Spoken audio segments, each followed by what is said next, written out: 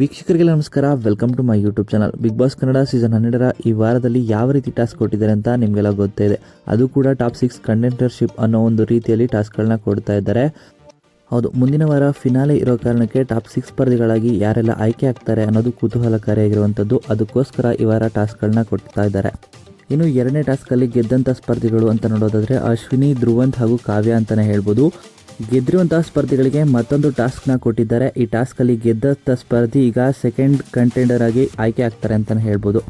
ಹಾಗಾದರೆ ಕೊಟ್ಟಿರುವಂಥ ಟಾಸ್ಕ್ನಲ್ಲಿ ಎರಡನೇ ಫೈನಲಿಸ್ಟ್ ಆಗಿ ಕಂಟೆಂಡರ್ಶಿಪ್ಪನ್ನು ಯಾರು ಪಡ್ಕೊಂಡ್ರು ಅನ್ನೋದನ್ನು ಈ ವಿಡಿಯೋ ಮೂಲಕ ತಿಳಿಸ್ತೀನಿ. ವಿಡಿಯೋನ ಸ್ಕಿಪ್ ಮಾಡದೆ ಕೊನೆವರೆಗೂ ನೋಡಿ. ಮೊದಲನೇದಾಗಿ ಹೇಳೋದಾದರೆ ಧನುಷ್ ಅವರು ಕ್ಯಾಪ್ಟನ್ ಆಗಿರೋದ್ರಿಂದ ಈ ಟಾಸ್ಕಲ್ಲಿ ಭಾಗವಹಿಸ್ತಾ ಇಲ್ಲ.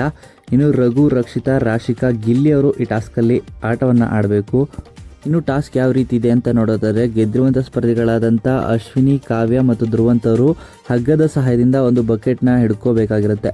ಇನ್ನು ಉಳಿದಂಥ ಸ್ಪರ್ಧಿಗಳು ರಾಶಿಕಾ, ರಕ್ಷಿತಾ, ರಘು ಹಾಗೂ ಗಿಲ್ಲಿ ಅವರು ಒಂದು ಡಬ್ಬದಲ್ಲಿರುವಂಥ ಮಣ್ಣನ್ನು ತಮ್ಮ ಮೈಗೆಲ್ಲ ಹಾಕ್ಕೊಂಡು ಕೈಯನ್ನು ಬಳಸದೆ ತಮ್ಮ ಬಾಡಿಗೆಲ್ಲ ಮಣ್ಣನ್ನು ಮಾಡಿಕೊಂಡು ಅಲ್ಲಿ ಆ ಮಣ್ಣನ್ನು ಶೇಖರಣೆ ಮಾಡಿಕೊಂಡು ಎದುರಾಳಿಯಲ್ಲಿ ನಿಂತಿರುವಂಥ ಯಾರು ಫೈನಲಿಸ್ಟ್ ಆಗೋದು ಬೇಡ ಅಂತ ಇರುತ್ತೋ ಮನಸ್ಸಲ್ಲಿ ಆ ಡಬ್ಬಕ್ಕೆ ಮಣ್ಣನ್ನು ತುಂಬಬೇಕಾಗಿರುತ್ತೆ.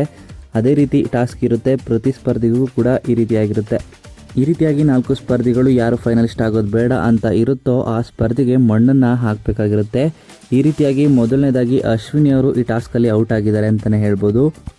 ಇನ್ನು ಎರಡನೇದಾಗಿ ನೋಡೋದಾದರೆ ಧ್ರುವಂತ್ ಅವರು ಕೂಡ ಈ ಟಾಸ್ಕಲ್ಲಿ ಸೋತಿದ್ದಾರೆ. ಇನ್ನು ಈ ಟಾಸ್ಕಲ್ಲಿ ಕಾವ್ಯ ಅವರು ಗೆದ್ದಿದ್ದಾರೆ ಅಂತಲೇ ಹೇಳ್ಬೋದು. ಸೆಕೆಂಡ್ ಫೈನಲಿಸ್ಟ್ ಆಗಿ ಸೆಕೆಂಡ್ ಕಂಟೆಂಡರ್ಶಿಪ್ ಆಗಿ ಆಯ್ಕೆ ಆಗಿದ್ದಾರೆ ಕಾವ್ಯ ಅಂತಲೇ ಹೇಳ್ಬೋದು. ಗಿಲ್ಲಿ ಅವರು ಕೂಡ ಕಾವ್ಯ ಗೆಲ್ಲಿ ಅನ್ನೋ ಆಸೆಯಿಂದಲೇ ಅಷ್ಟೊಂದು ಮಣ್ಣನ್ನು ಹಾಕಲಿಲ್ಲ ಅಂತಲೇ ಹೇಳ್ಬೋದು. ಇನ್ನು ಈ ವಿಡಿಯೋ ಇಷ್ಟ ಆಯಿತು ಅಂದರೆ ವಿಡಿಯೋಗೆ ಲೈಕ್ ಮಾಡಿ. ಬಿಗ್ ಬಾಸ್ ಕನ್ನಡ ಸೀಸನ್ 12ರ ಮತ್ತಷ್ಟು ಹೆಚ್ಚಿನ ವಿಡಿಯೋಗಳಿಗಾಗಿ ನಮ್ಮ ಚಾನಲ್ಗೆ ಸಬ್ಸ್ಕ್ರೈಬ್ ಮಾಡಿ.